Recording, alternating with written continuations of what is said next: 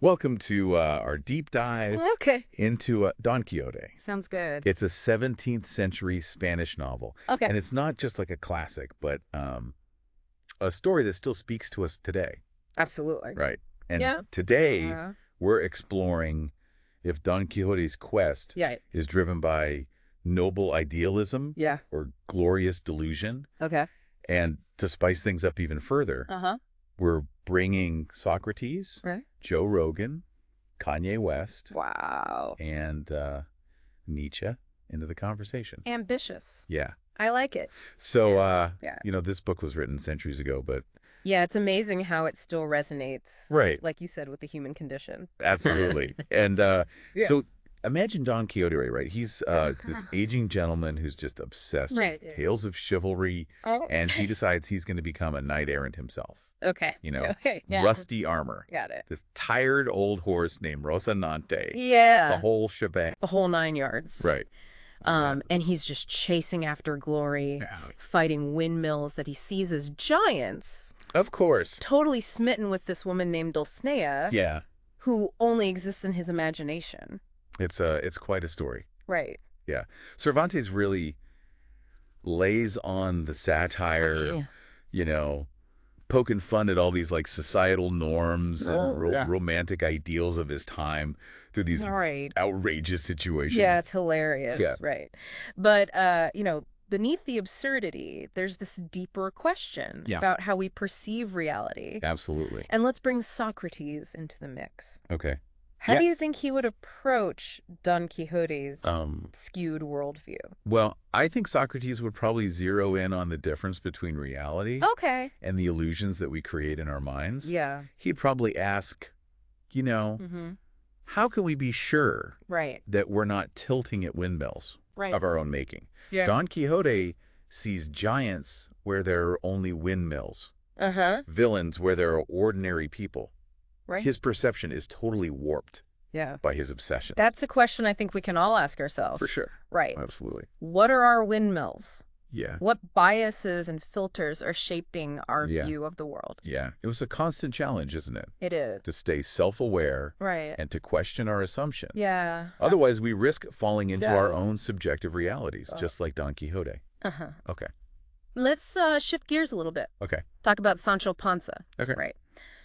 Don Quixote's loyal squire. Yeah. He's the voice of reason, grounded, practical. He's the straight man. But he sticks by this eccentric master. Yeah. He reminds me a bit of Joe Rogan. Okay. Open to all sorts of ideas, Yeah. but with a firm grip on reality. Yeah, that's a good comparison. Yeah. Sancho's role is so fascinating. Yeah. He does provide that comic relief. But he's also deeply devoted to Don Quixote. Yeah. And it highlights, I think, the complexities of friendship and loyalty when you're navigating somebody else's delusions. It makes you think about the qualities of a true friend. Yeah. Especially when someone you care about is struggling to distinguish reality from fiction. It takes empathy. Right. Understanding a willingness to challenge those beliefs without jeopardizing the relationship. Exactly. Yeah. It's tough. It is. Yeah. So speaking of challenging beliefs, should we bring Kanye West into this? Oh, Kanye. Okay. Yeah. This should be interesting. He's known for his bold pronouncements. Oh, yeah. And that relentless pursuit of his creative vision. Right. They both seem to operate on a different level. Yeah. Always pushing the envelope. But where does ambition end and delusion begin? Is Kanye like a modern day Don Quixote? Yeah. Tilting at windmills of his own creation. I think it's not about labeling either of them as simply delusional. It's more about exploring those parallels in their journeys. They both embody this idea of chasing impossible dreams, which is something that really resonates across time and cultures. That's a great point. It's about recognizing that yearning for something extraordinary. Absolutely. Even if it means facing failure or criticism. And I think both Kanye and Don Quixote force us to confront that fine line between ambition and delusion. When does a grand vision become self-destructive? Right. Where do we draw the line for ourselves? These are tough questions. They are. Without easy answers. Yeah. It really depends on our values, our understanding of reality, our own personal tolerance for risk. It highlights the need for self-awareness and, a willingness to listen to other perspectives, even when they challenge our own. We've delved into the philosophical depths. Yeah, we have. With Socrates, right? Yeah. We've explored the practicality of Sancho and Joe Rogan. Yeah. And we've touched upon the audacious ambition of Kanye West. Yes. Now, okay. Let's bring in Friedrich Nietzsche. Okay. Right? The philosopher known for championing individuality and the will to power. I think Nietzsche would have found Don Quixote a captivating study. Oh, yeah. He might have seen him as the embodiment of that will to power, that primal human drive to overcome obstacles, to assert one's values, to create meaning in a world often devoid of it. So in Nietzsche's eyes, Don Quixote's quest isn't about delusion or madness, but rather like a defiant act. Well, a refusal to conform to these societal expectations. It's certainly one way to interpret it. I think Nietzsche probably would have admired Quixote's rejection of mediocrity and his unwavering commitment to his own vision, even if it meant isolation and ridicule. That resonates with me.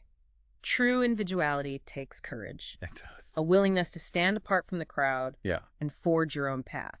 But there's another layer to Nietzsche's philosophy, I think, that adds a little more complexity to this interpretation. Right.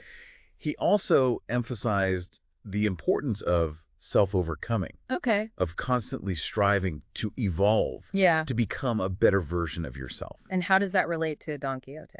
Well, his unwavering belief in his delusions ultimately leads to his downfall.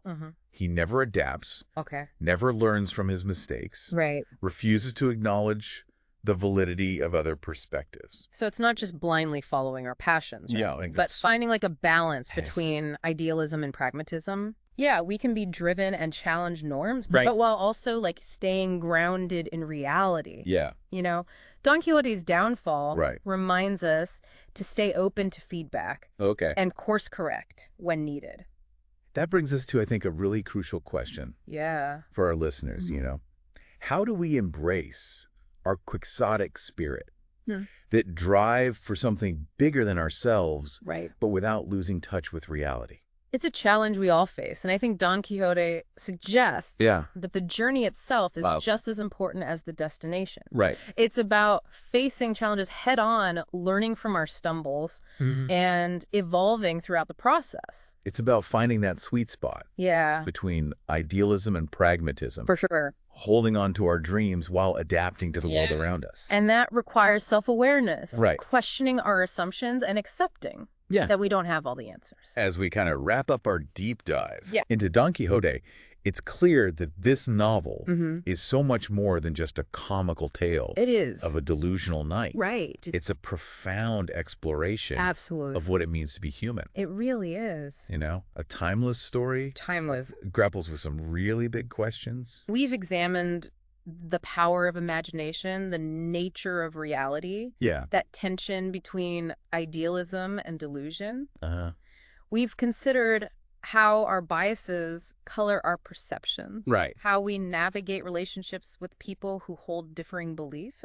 We even ventured into comparing Don Quixote to figures like Kanye West, highlighting their shared ambition defiance, willingness to challenge the status quo. And throughout our exploration, we've considered the insights of Socrates, Joe Rogan, Nietzsche, each offering a unique perspective on Don Quixote's journey and its relevance to our lives. But Don Quixote doesn't give us any easy answers. No, it doesn't. It leaves us with more questions than we began with.